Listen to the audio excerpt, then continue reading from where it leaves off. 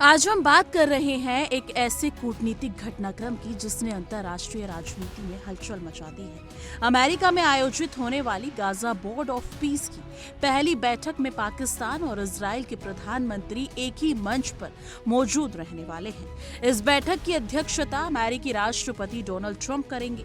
पाकिस्तान की ओर से प्रधानमंत्री शहबाज शरीफ और उप प्रधानमंत्री इशाक डार शामिल होंगे, जबकि इजराइल का प्रतिनिधित्व प्रधानमंत्री बेंजामिन नेतन्याहू करेंगे।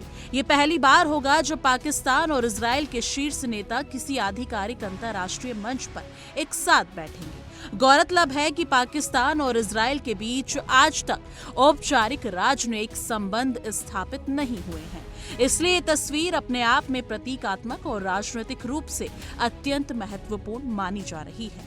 इस बैठक का घोषित उद्देश्य गाजा में जारी संघर्ष और व्यापक मध्य पूर्व संकट पर शांति की दिशा में संवाद स्थापित करना है। पाकिस्तान ने साफ किया है कि वो इस मंच का उपयोग फिलिस्तीन के समर्थन को दोहराने, गाजा में तत्काल युद्ध विराम की मांग उठाने और अंतर्राष्ट्रीय कानून के आधार पर दो राष्ट्र समाधान जैसे टिकाऊ राजनीतिक हल की पैरवी करने के लिए करेगा। पाकिस्तान के विदेश कार्यालय ने इजराइल की भागीदारी पर संतुलित प्रतिक्रिया देते हुए कहा है कि किसी भी देश का इस मंच पर आना उसका स्वयं का निर्णय है और पाकिस्तान इस पर टिप्पणी नहीं करता। ये बयान इस बात का संकेत देता है कि इस बैठक में भाग लेना पाकिस्तान की ओर से किसी नीति परिवर्तन का संकेत नहीं है, बल्कि वो अपने पारंपरिक रुख को अंतर्राष्ट्रीय मंच पर दोहराने की रणनीति के तहत वहां जा रहा है। साथ ही ये संभावना भी जताई जा रही है कि बैठक के इधर व्हाइट हाउस में प्रधानमंत्री शहबाज शरीफ और राष्ट्रपति डोनाल्ड ट्रंप के बीच द्विपक्षीय वार्ता हो सकती है। यदि ऐसा होता है तो ये अमेरिका पाकिस्तान संबंधों के लिहाज से महत्वपूर्ण माना जाएगा, लेकिन पिछले कुछ वर्षों में दोनों देशों के संबंधों में उतार चढ़ाव रहा है, खासकर अफगानिस्तान, आतंकवाद और क्षेत्रीय सुरक्षा के मुद्दों को लेकर। ऐसे में ये मुलाकात आर्थिक सहयोग, सुरक्षा साझेदारी और क्षेत्रीय स्थिरता जैसे विषयों पर नई दिशा दे सकती है। अमेरिका की मध्य पूर्व नीति में इजराइल की केंद्रीय भूमिका को देखते हुए पाकिस्तान का उसी मंच पर उपस्थित होना कूटनीतिक यथार्थवाद का उदाहरण भी माना जा सकता है, जहां देश अपने सिद्धांतों को बरकरार रखते हुए संवाद के अवसर को भी नहीं छोड़ते।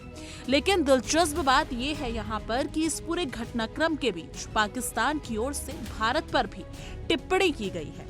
पाकिस्तानी प्रवक्ता ने क्रिकेट के राजनीतिकरण का उपयोग यानी कि आरोप लगाते हुए कहा है कि खेल को हथियार के रूप में इस्तेमाल नहीं किया जाना चाहिए। इस बयान को भारत पाकिस्तान के खेल संबंधों और हालिया कूटनीतिक तनाव के संदर्भ में देखा जा रहा है।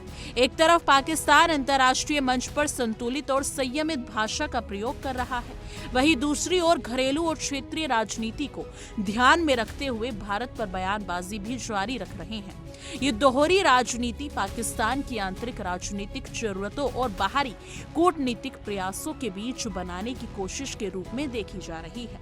यानी कि कुल मिलाकर अमेरिका में होने वाली ये बैठक केवल एक औपचारिक कार्यक्रम नहीं है, बल्कि वैश्विक और क्षेत्रीय राजनीति के कई स्तरों को छूती है।